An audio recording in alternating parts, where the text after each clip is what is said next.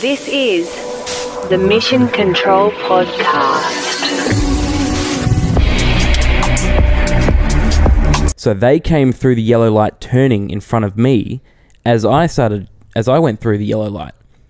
And we both just like, I just saw it coming. It turned into slow motion. He's just out of nose coming. And I just put on my brakes. He did the same. We just sat there almost like that far apart, nose to nose. And I just looked up and we both sort of looked at each other like, So then I just sort of just went around and kept going and he kept going the other way. Yeah. It's so, not like, so it was more awkward than anything. It was more awkward than anything, yeah. It's strange because you don't feel yourself changing, but you look. It's only like when you look back at the last year or last 5 years, and you're like, "Shit, I think I've not changed, but you know, things are different." Well, I wanted to say in a way it's maturing, but not really because we still complain about it like fucking children. Yeah.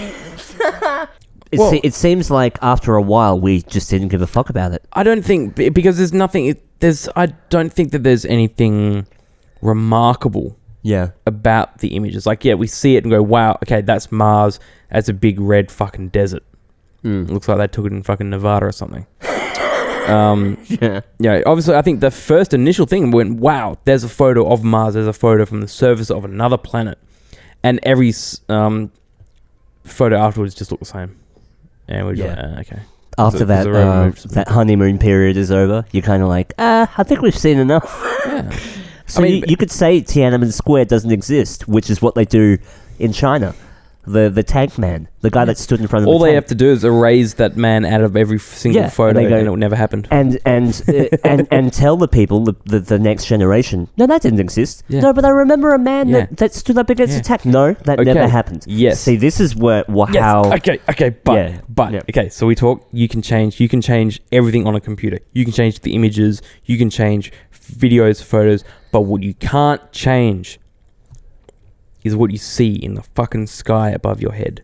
Yeah, I agree that yes, there's probably massive problems with climate change, man-made climate change, I'll say. Yeah. But I don't feel that we are to blame because we haven't been given those means, those options. It's the big corporate giants that really are running the show. I mean, with commonly asked questions about carbon offsetting. How does flying affect the environment? When we fly, the fuel our aircraft burns emits carbon dioxide gas. Well, no shit. or does it? Or are they using here we are. Pressurized air? What happens when I choose to offset? Okay. And it says the answer is, we calculate how much carbon dioxide your flight emits into the atmosphere, and then you use your contribution to pay on an offset project to remove the same amount of carbon dioxide from the atmosphere or prevent it from being emitted in the first place. These fucking companies. What? Wait, that's literally like a guy saying, hey, if you pay me $5, I'll remove the carbon dioxide from this area. Yeah. Yeah. How are you going to do it? No, we're going to we can do it. Or prevent it from being emitted in the first place. Yeah. How do they prevent it if the fuel is being burnt? That same amount of fuel is being burnt. Yeah. So how do they remove it in the first place? Exactly. No, they prevent it from being emitted. That means they take your money and they don't. They take your money and they cancel the flight.